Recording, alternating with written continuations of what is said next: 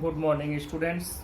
आज हम लोग चैप्टर नंबर 8 के कुछ न्यूमेरिकल प्रॉब्लम्स देखते हैं और इन न्यूमेरिकल प्रॉब्लम्स में सबसे पहले क्वेश्चन नंबर 12 देखते हैं। बाकी के कुछ और भी क्वेश्चंस हैं, इनके सभी क्वेश्चंस उतने बढ़िया नहीं होते हैं लगाने लायक, तो हम लोग क्वेश्चन नंबर 12 देखते हैं। क्वेश्चन नंबर 12 मैं आपको समझाता हूँ, पूरा क्वेश्चन मैंने नहीं लिखा है, समझो।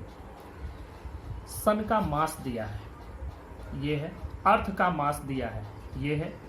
और सन से अर्थ के बीच की टोटल डिस्टेंस दिया है, एक ऑर्बिटल रेडियस जिसको कहते हैं, कि सन के चारों ओर, ये मान लो कि ये हमने मान लिया ये सन है और सन के चारों ओर अर्थ एक ऑर्बिट में रोटेट हो रहा है और ये ऑर्बिटल रेडियस हो गई। तो ये ऑर्बिटल रेडियस आर की वैल्यू भी दिया गया है। अब आपसे ये कहा जा रहा है कि एक रॉकेट जिसको अर्थ से यहाँ सन की ओर प्रोजेक्ट किया गया, एक रॉकेट को अर्थ से सन की ओर प्रोजेक्ट किया गया, तो ये पूछा जा रहा है इसके पाथ के किस पॉइंट पर उस रॉकेट पर अर्थ से लगने वाला जो ग्रेविटेशनल फोर्स है वो जीरो हो जाएगा। इसमें ये नहीं कहा जा रहा है कि अर्थ से लगने वाला ग्रेविटेशनल, बल्कि ये कहा जा रहा है कि इस रॉकेट पर लगने वाला ग्रेविटेशनल फोर्स इस पाथ के किस पॉइंट पर जीरो हो जाए। तो एक बात समझो, अर्थ का भी अपना कुछ ग्रेविटेशनल फील्ड होगा, सन का भी कुछ होगा। अर्थ अपनी ओर किसी चीज को अट्रैक्ट करेगा, सन अपनी ओर अट्रैक्ट करेगा। तो समझो कि कहीं ना कहीं कोई तो हमको ऐसा पॉइंट मिलेगा जहां अर्थ का ग्रेविटेशनल फील्ड खत्म हो रहा होगा और सन का ग्रेविटेशनल फील्ड शुरू हो रहा होगा। तो वही पॉइंट हमको ऐसा मिलेगा जहां पर कि उस पर कोई ग्रेविटेशनल फोर्स रॉकेट पर लगेगा ही नहीं। क्यों? क्योंकि उस पर जो फोर्स सन से लगेगा वही फोर्स अर्थ से भी लगेगा। दोनों का ग्रेविटेशनल पुल, ग्रेविटेशनल खिंचाव दोनों तरफ से बराबर हो जाए। तो अभी आप एक स्प्रिंग लेयर हो, दोनों तरफ से इधर भी कोई खींचा इधर भी कोई खींचा, अगर दोनों से बराबर फोर्स लग रहा है तो समझो ये कहीं नहीं जाना है। तो यहाँ से ये रॉकेट चला, पहले तो अर्थ के ग्रेविटेशनल फील्ड में रहा, जैसे अर्थ के ग्रेविटेशनल फील्ड को पार करेगा, सन के ग्रेविटेशनल फील्ड में इंटर करेगा, उस बीच जो जगह होगी वहाँ पर इस पर ग्रेविटेशनल फोर्स जीरो हो जाएगा। तो अब हम बात करते हैं कि यक्स डिस्टेंस पर, मान लेते हैं कि यहाँ से यक्स डिस्टेंस पर ऐसा होता है, तो ये जो डिस्टेंस बच गई वो कितनी हो गई, आर माइनस यक्स हो गई। ये टोटल कितना है, टोटल है आर, टोटल यहाँ से यहाँ तक की डिस्टेंस आर है जो ये दिया गया है। ये फिगर आपको समझाने के लिए मैंने बना दिया। अब हम बात करते हैं इसके सलूशन पर। सलूशन में हम लोगों को क्या लिखना है, पहले तो हमको मान लेना है कि let small m is equal to mass of satellite. ये सैटेलाइट का मास हमने मान लिया। सैटेलाइट नहीं, इसमें नाम लिखा है, इसमें लिखा है रॉकेट। तो let small m is equal to mass of rocket and x is equal to distance from earth where gravitational force is equal to 0। ये x डिस्टेंस पर मान लिया। तो देखो जो अर्थ का ग्रेविटेशनल पुल होगा इस जगह पर, तो उस जगह पर इसको पॉइंट P मान लो या कुछ भी, इस जगह पर पॉइंट P मान लो। एट पॉइंट P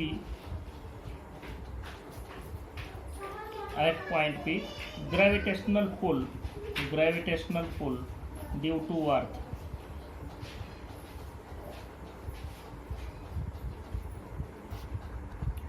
अब ये हो गया gravitational pull of earth on rocket equal to gravitational pull of sun on rocket. तो देखो ग्रेविटेशनल पुल क्या होता है, कितना काम करता है, ये होता है G/m, ये m अर्थ के लिए तो mass of earth into m by R square, तो यहाँ से यक्स डिस्टेंस पर ये है, तो मतलब X square is equal to G mass of sun, mass of rocket divided by, यहाँ से डिस्टेंस है आर माइनस यक्स। अब यहाँ से देखो जी से जी कैंसिल हो जाएगा, स्मॉल एम से स्मॉल एम कैंसिल हो जाएगा, इसको कैंसिल हो ही जाना था, लेकिन हम चूंकि ये निकालते कैसे इसलिए हमने इसको कंसीडर किया था। अब बाकी आपको कुछ करना ही नहीं है, बाकी जो चीज़ें हैं वो आपके सामने हैं।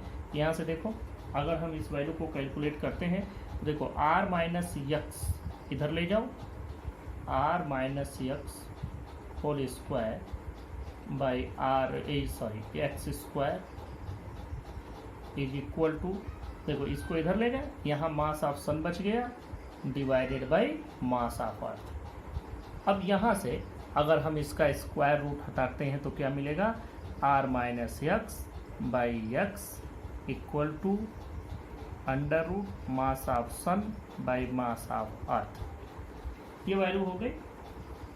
अब आप ये वैल्यू रख दें और इनका स्क्वायर रूट कैलकुलेट कर लें।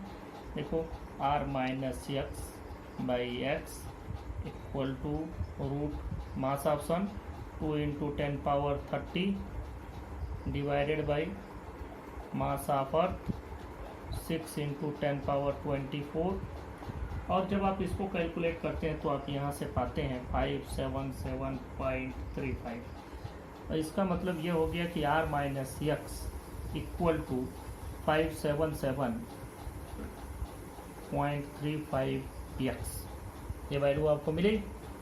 अब देखो इस यक्स को भी इधर ही लेते चलते हैं, जिससे हमको ये इधर जा कर के एक और इसमें बढ़ जाएगा। तो देखो R is equal to 577.35 x plus x, तो अगर आप यहाँ से देखते हैं तो वैल्यू आपकी मिल जाएगी R is equal to 578.35 x. ये जितना है इसी में एक और बढ़ जाएगा, तो यहाँ से अगर यक्स की वैल्यू कैलकुलेट करोगे तो आर डिवाइडेड बाई 577.35, आर की वैल्यू पुटअप कर दो, इसकी वैल्यू आपको मिल जाएगी। तो x is equal to R की वैल्यू हमको दिया है 1.5 into 10 power 11 metre divided by 577.35। ये कैलकुलेशन तो आपको ही करना है, और जब आप इसको कैलकुलेट करते हैं तो आपको मिलता है 2.59 इंटू 10 पावर 8 मीटर। ये पूरा क्वेश्चन हो गया। क्वेश्चन में जो फिजिक्स है, जो फिजिक्स के कॉन्सेप्ट है, वो सिर्फ और सिर्फ यहीं तक है। यही एक लाइन ही फिजिक्स है, बाकी तो पूरा मैथमेटिक्स है। तो फिजिक्स आपका यहीं कंप्लीट होता है। यही आपको सोचना है कि यहाँ तक हम कैसे पहुँचे। इसी तरह से जितने भी क्वेश्चंस होते हैं उनमें मेन फिजिक्स थोड़ा सा ही होता है, बाकी सारी चीज़ें। लेकिन जो मेन फिजिक्स है अगर वो चूक गए आप तो बाकी से तो कोई मतलब ही नहीं, बाकी तो सब आप गलत करोगे ही। तो इसलिए ये सही होना चाहिए, बाकी गलत भी हो जाए तो कोई मतलब नहीं। हम लोग जब कापीज चेक करते हैं स्टूडेंट्स की, या कभी ऐसी चीज़ें देखनी होती हैं चेक करने वाली चीज़ें, तो हम लोग सिर्फ उसमें वही देखते हैं कि उसने कॉन्सेप्ट सही लिखा कि नहीं। कॉन्सेप्ट सही लिखा, ये चीज़ें गलत हैं तो भी कोई बात नहीं है। मतलब कोशिश करनी चाहिए कि गलती इसमें भी ना हो, गलती तो गलती है। देखो question number 8.15 15th question. 13th question हम लोग डिस्कस कर चुके हैं, थ्योरेटिकल है। 14th क्वेश्चन आपको नहीं करना है, क्योंकि 14th क्वेश्चन केपलर्स लॉज पर डिपेंड करता है, और केपलर्स लॉज को अभी जब ये मॉडिफिकेशन हुआ है सिलेबस का तो उसमें उसको हटाया गया है, तो मैं नहीं बता रहा हूँ उस क्वेश्चन को। तो हम लोग चलते हैं क्वेश्चन नंबर 15th पर बात करते हैं। इसमें दिया है एक ऑब्जेक्ट का वेट अर्थ के सरफेस पर 63 न्यूटन है, और एक हाइट पर चले जाओ जो अर्थ के रेडियस का आधा हो। अर्थ के रेडियस के आधी हाइट पर ऊपर चले जाएं, तो वहाँ पर आपको वेट पता करना है उसी ऑब्जेक्ट का। तो अब हम इसको कैसे कैलकुलेट करें ये आप लोगों को बताना है, और इसको सोचना है। सोचने के लिए क्या आप सोचेंगे, देखो बहुत सिंपल सा कॉन्सेप्ट इसका है। हम लोगों को एक फार्मूला हम लोगों ने पढ़ रखा है, G is equal to GM/R square. ये तो हो गया अर्थ के सरफेस पर, और अगर हाइट एच पर चले जाते हो तो यही स्मॉल जी की वैल्यू क्या हो जाएगी, G M by R plus H whole square. ये आप पढ़े हुए हैं, मैं यहाँ से चल रहा हूँ।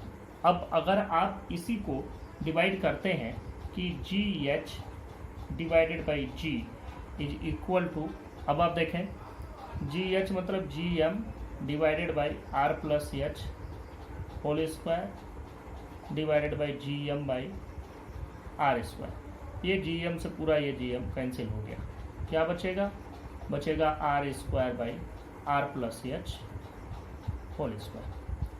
देखो यहाँ पर आपको वैल्यू भी पुटअप कर देनी है, आर स्क्वायर डिवाइडेड बाई, इसको तो मैं समझाने के लिए आर प्लस एच की वैल्यू क्या है, आर बाई 2 होल स्क्वायर, और कैलकुलेट करते हैं जी एच डिवाइडेड बाई जी। हमको इस पर वेट यहाँ पर जो 63 न्यूटन दिया है, मतलब दिस इज यम जी, और वहाँ पर यम तो यम ही है, मास तो मास ही रहेगा, जितना है उतना ही रहेगा।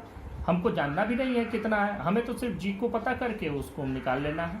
अब देखें यहाँ पर ये वैल्यू क्या आ रही है, ये आर स्क्वायर डिवाइडेड बाई ये कितना हो जाएगा 3r बाई 2 होल स्क्वायर। अब आप इसको ऐसे भी लिख सकते हैं, R square divided by 9r square by 4, ये हो जाएगा 4r square divided by 9r square, ये आर स्क्वायर से आर स्क्वायर कैंसिल, 4/9। यहाँ से आपको क्या मिलता है, यहाँ से आपको मिलता है कि acceleration due to gravity at height h is equal to 4/9 times acceleration due to gravity on earth surface. तो अगर आपको ये वैल्यू मिल गई है तो अब आप यहाँ से mgh आप पता कर सकते हैं। अब देखो आपको पता करना है weight at height h is equal to क्या हो जाएगा, mg एट हाइट h, और देखो ये वैल्यू रखो m और gh की वैल्यू हो जाएगी 4/9 इंटू जी, क्या वैल्यू आएगी 4/9 इंटू mg, और mg की वैल्यू आपको ऑलरेडी दिया है 63 न्यूटन, तो 4/9 इंटू 63, और ये 9 से 7 टाइम्स में कैंसिल हो जाएगा, ये value I 28 Newton. This is answer. कुछ स्टूडेंट सोचते हैं कि अरे पहले तो हम मास पता करें, क्या जरूरत है मास पता करने की, you have to only calculate the gravitational acceleration at height h and then calculate the mgh because you already have the value of mg, so you have to find a relation between the g and gh।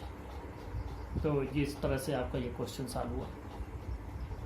Next 16th question पर चलते हैं। Same ऐसा ही question है, वहाँ ऊपर गए थे, यहाँ नीचे जा रहे हैं।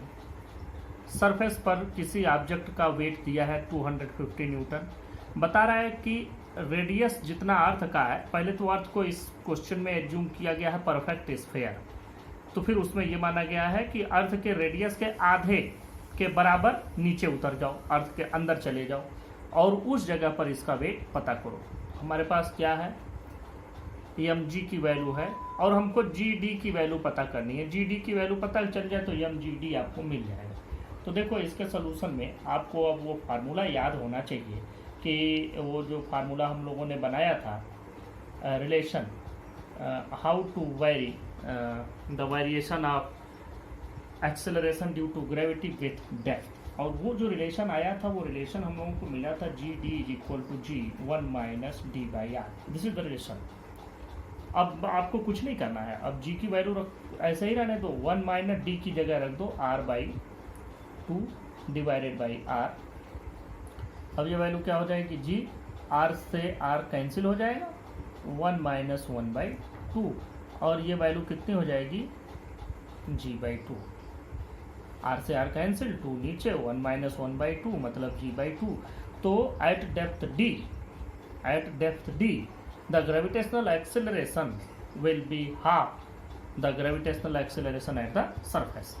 Now we have to find weight at depth d and it will be mg at depth d value आपकी क्या लिखेंगे, एम जी बाई टू, मतलब 1/2 एम जी, मतलब 1/2 एम जी की वैल्यू आपको मिली हुई है 250 न्यूटन, ये वैल्यू हो गई 125 न्यूटन, ये आपको मिल गया। अब देखें नेक्स्ट क्वेश्चन पर चलते हैं। 17th क्वेश्चन देखते हैं। इसमें कहा जा रहा है कि एक रॉकेट है जिसको अपवर्ड डायरेक्शन में वर्टिकली अपवर्ड प्रोजेक्ट किया जाता है इस वेलोसिटी से 5 किलोमीटर पर सेकेंड। अर्थ का मास दिया है, रेडियस दिया है। अब चूंकि 5 किलोमीटर पर सेकेंड वह वेलोसिटी नहीं है जो जिस पर कि कोई ऑब्जेक्ट स्केप हो जाता है, ये स्केप वेलोसिटी नहीं। स्केप वेलोसिटी अर्थ के लिए लगभग 11.2 किलोमीटर पर सेकेंड के आसपास आती है। तो अब इसका मतलब कि ये तो अर्थ के ग्रेविटेशनल फील्ड को तो पार करेगा नहीं, लौट के आएगा। तो पूछा जा रहा है कि किस हाइट तक ये पहुंचेगा। आपसे हाइट पूछी जाए तो वेलोसिटी को पहले थोड़ा मॉडिफाई कर लेते हैं, मीटर पर सेकेंड कर लेते हैं। तो 5 किलोमीटर मीन्स 5000 मीटर पर सेकेंड। अब देखो हम लोग मान लेते हैं कि दो बातें आपको इसमें कंसीडर करनी पड़ेगी। एक तो mass of rocket, let m is the mass of rocket and it attains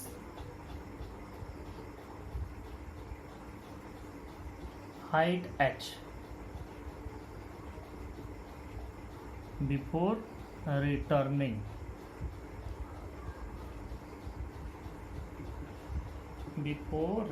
to the earth. ये हमने मान लिया।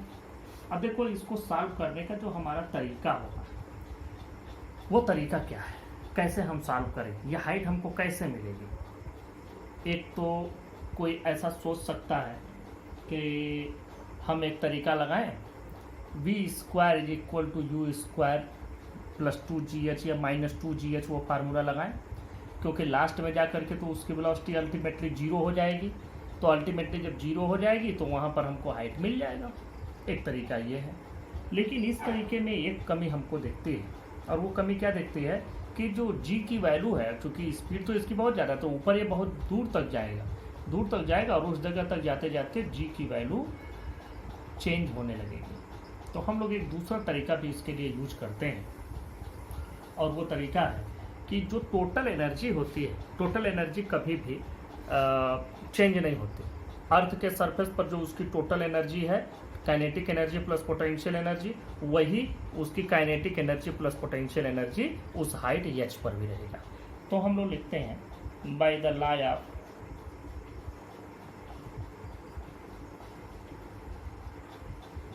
Law of conservation of energy, kinetic energy plus potential energy at earth surface is equal to kinetic energy plus potential energy at height h। बस kinetic energy earth के surface पर क्या होगी, ये होगी 12 mv²। मास हमने एम उसका कंसीडर किया है, ये हो गया। और प्लस देखो अर्थ के सरफेस पर हम लोगों ने ग्रेविटेशनल पोटेंशियल एनर्जी कैलकुलेट की है, और वो क्या होता है -gmm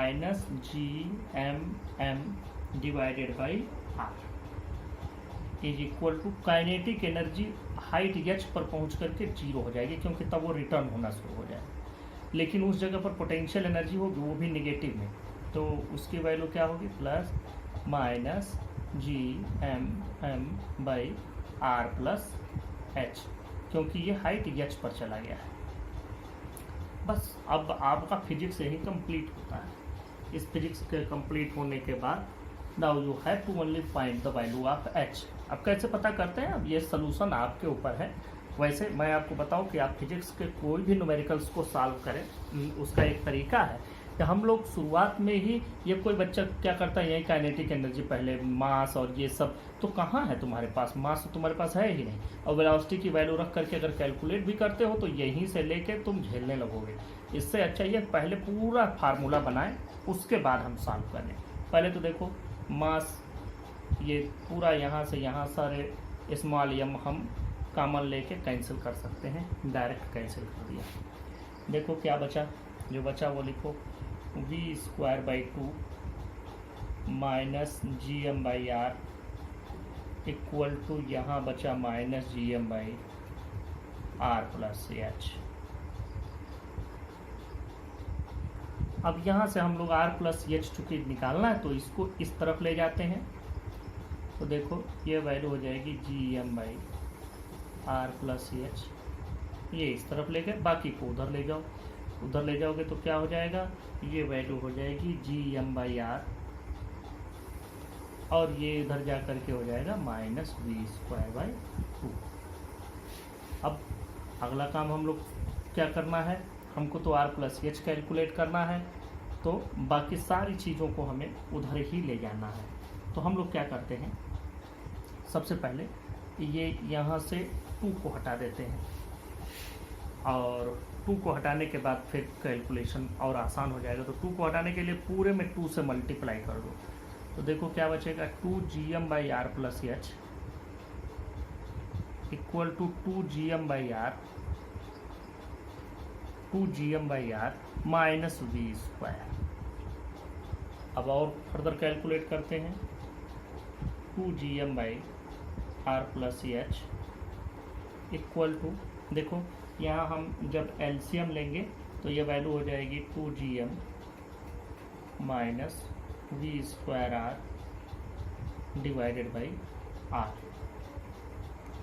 अब यहाँ से आप लोग r plus H by R कर दें, r plus H by GM हमने कर दिया 2GM, कुछ नहीं किया, सीधा इसको इन्वर्ट किया, ये भी इन्वर्ट हो जाएगा।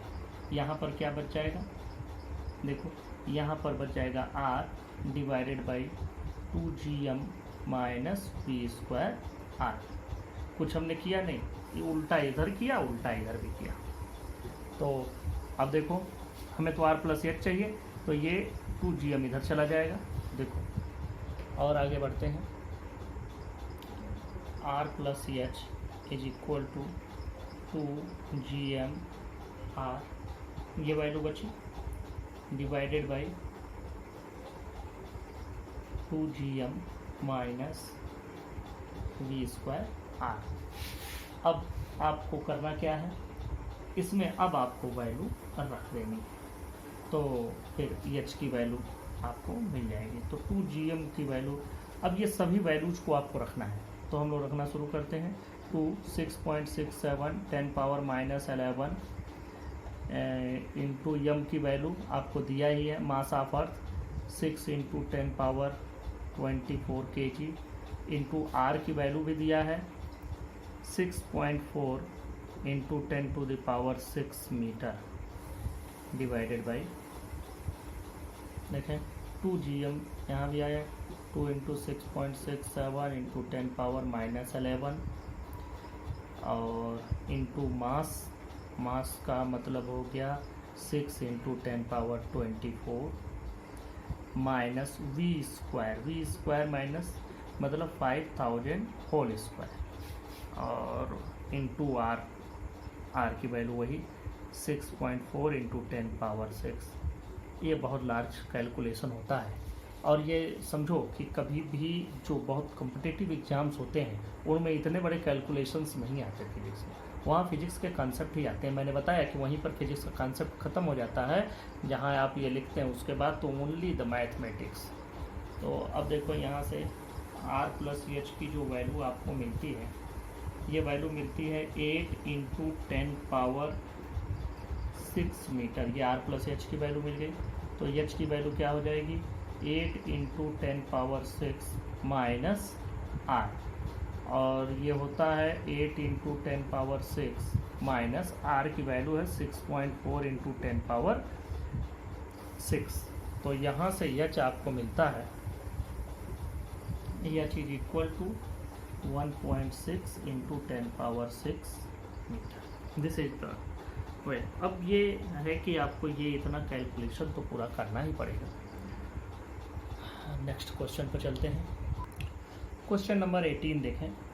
इसमें कहा जा रहा है कि अर्थ के सरफेस पर एस्केप वेलोसिटी 11.2 किलोमीटर पर सेकेंड है और एक ऑब्जेक्ट को v वेलोसिटी से थ्रो किया जाता है, प्रोजेक्ट किया जाता है, और जो वेलोसिटी v है वह इसके 3 गुने के बराबर है। मतलब इस वेलोसिटी से अगर थ्रो करेंगे, प्रोजेक्ट करेंगे, तो ऑब्जेक्ट एस्केप हो जाएगा। मतलब अर्थ के सरफेस को अर्थ के ग्रेविटेशनल फील्ड को छोड़ करके चला जाएगा, लौट करके नहीं आएगा।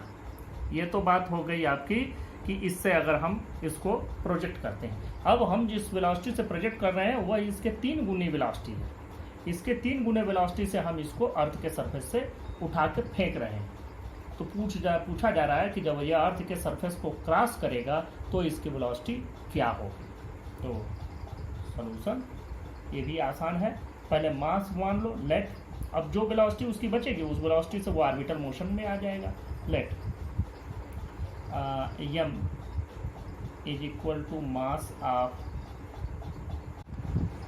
देखो मान लिया हमने मास ऑफ ऑब्जेक्ट, और vo को हमने मान लिया orbital velocity r, velocity beyond gravitational field of earth, मतलब अर्थ का ग्रेविटेशनल फील्ड जहाँ पार हो जाए, क्रॉस कर जाए, वहाँ पर ये वेलोसिटी है। अब बात करते हैं कि कितना होगा, क्या होगा, ये हमको पता करना है। vo की वैल्यू पता करनी है। तो देखो हम दे रहे हैं ये वेलोसिटी, तो यह वेलोसिटी से आप भेज रहे हैं, तो आप यह इतना उसको ग्रेविटेशनल इतनी काइनेटिक एनर्जी आपने दिया। तो अब ये भी law of conservation of energy से ही निकलेगा। तो यहाँ लिख भी लो, by the law of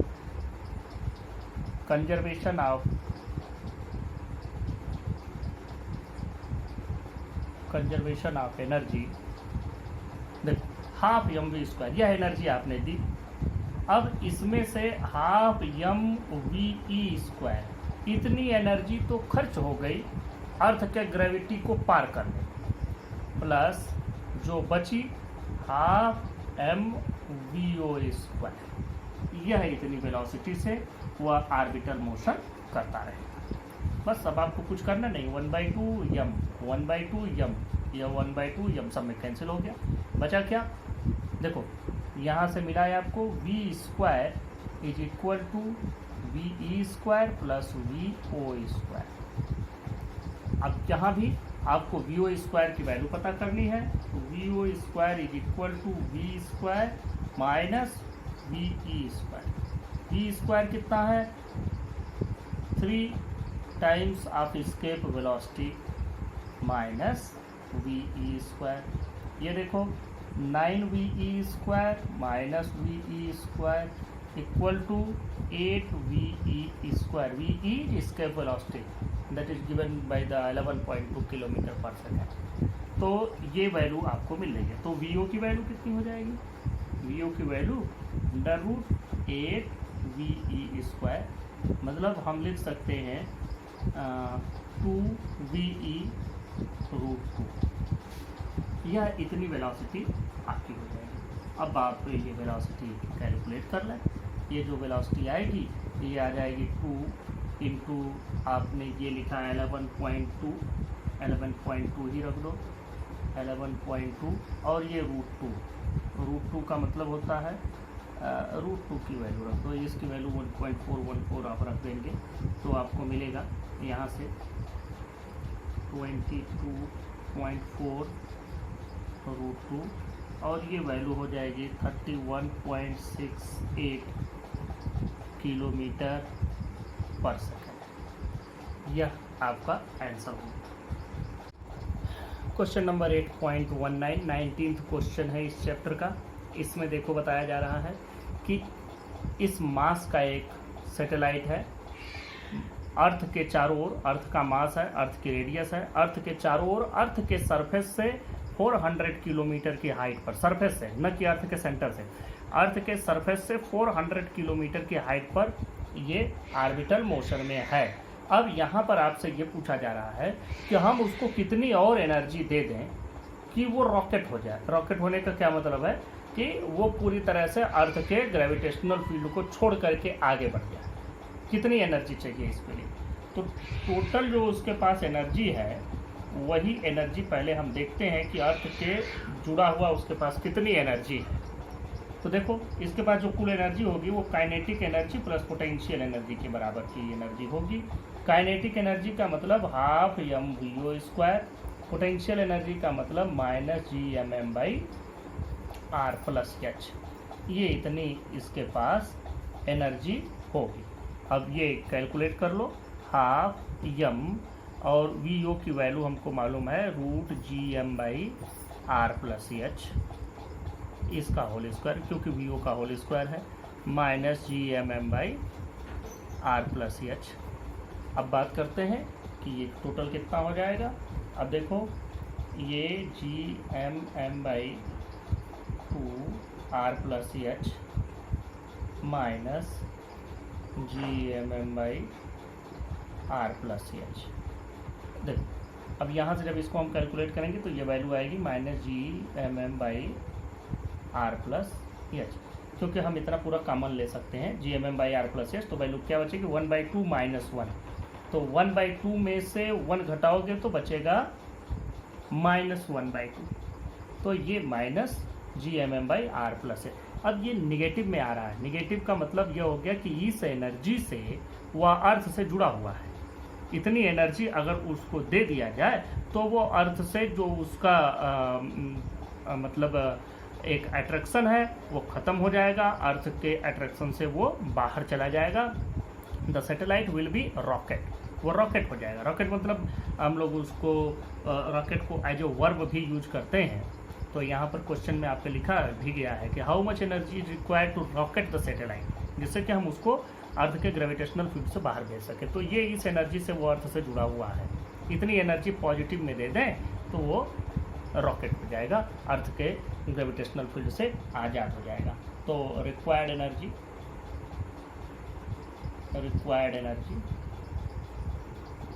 is equal to यही पॉजिटिव में G M M by R plus H. सबकी वैल्यू रख दो। जी का मतलब 6.67 इंटू 10⁻−11, ये आपको याद ही होना चाहिए। Mass of earth 6 into 10⁻24 into ये हो गया जी एम एम, ये इसकी value 200 kg divided by R. Radius देखो 6.4 इंटू 10⁻6 प्लस 400 किलोमीटर है। किलोमीटर को अगर आप मीटर में बदलते हैं तो क्या हो जाएगा 4 इंटू 10 देखो 10⁻3 करेंगे तब ये मीटर में बदलेगा, 2 जीरो इसके पहले से हैं तो 10⁻5। तो अगर हम इसको और यहाँ पॉइंट लगा देंगे तो 0.4 इंटू 10⁻6 और फिर ये हो जाएगा 6.8 इंटू 10⁻6 नीचे। तो ये पूरा कैलकुलेट होने पर जो वैल्यू आएगी वो वैल्यू आएगी 5.89 into 10⁻9 joule. This energy is required to rocket the satellite. तो इस तरह से चैप्टर 8 के न्यूमेरिकल क्वेश्चंस कंप्लीट हुए और बाकी from the next lecture we will start the next chapter, that is chapter number 9। Thank you.